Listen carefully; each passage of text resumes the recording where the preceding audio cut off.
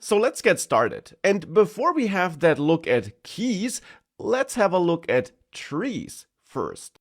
Because when working with Flutter, you're essentially working with three trees, though two of those three trees are typically invisible to you as a developer.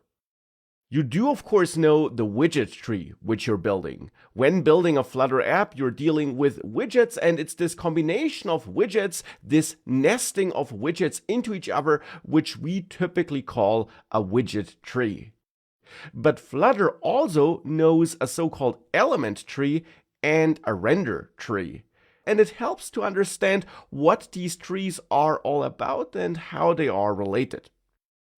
Now, as mentioned, the widget tree is simply this combination of widgets in your code. So if a Flutter developer takes a look at some Flutter code and sees all these widgets combined with each other and nested into each other, they would typically call that combination the so-called widget tree.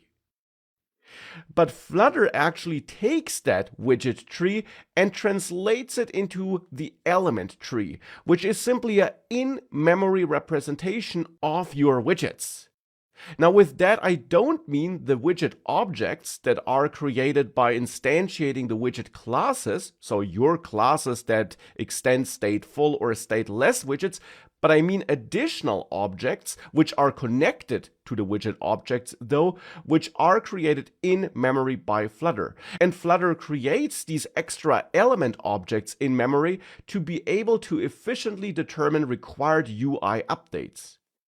Now, these element objects, as mentioned, are related to your widget objects.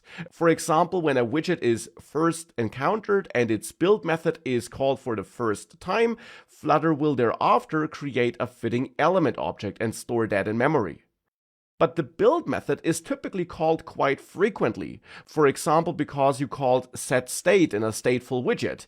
In that case, that widget's build method would be called again, and all child widgets' build methods would be called again. Because Flutter needs to check that entire part of the widget tree to make sure that the state update is represented correctly. But Flutter does not necessarily recreate all those element objects. Instead, it only creates new elements if you added new widgets, or it removes elements from the element tree if widgets were removed, for example, because of some conditional code.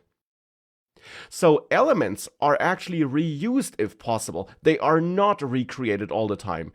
They are created initially when a widget's build method is called for the first time, but for subsequent calls of a widget's build method, elements are instead reused. But it's this element tree that's then used to determine which UI should actually be rendered on the screen. And that's where the render tree comes into play, because the render tree is the combination of visible UI building blocks, so the things you can see on the screen. And creating that render tree and updating the UI and the render tree, therefore, actually takes quite a lot of work. It has quite a big performance impact, and therefore Flutter is built such that it really tries to avoid touching that render tree, and it only re-renders parts of the UI when UI updates are needed. And if an update is needed, is determined with help of that element tree. Because in the end, you can think of this UI updating process like this. When the build method is called, Flutter checks the element tree and reuses existing elements as needed, and then thereafter it compares the new element tree to the old element tree, and if there are any differences, those differences are applied to the render tree and the UI is updated. But of course, Flutter will not re-render the entire screen just because one tiny part of it needs to be updated. Instead, it really takes care to only partially update the UI and re-render the parts that need updating. Now, as a developer, you don't need to worry about the element and render tree.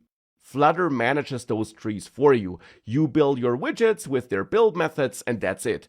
But as a developer, you should always also understand what's happening behind the scenes.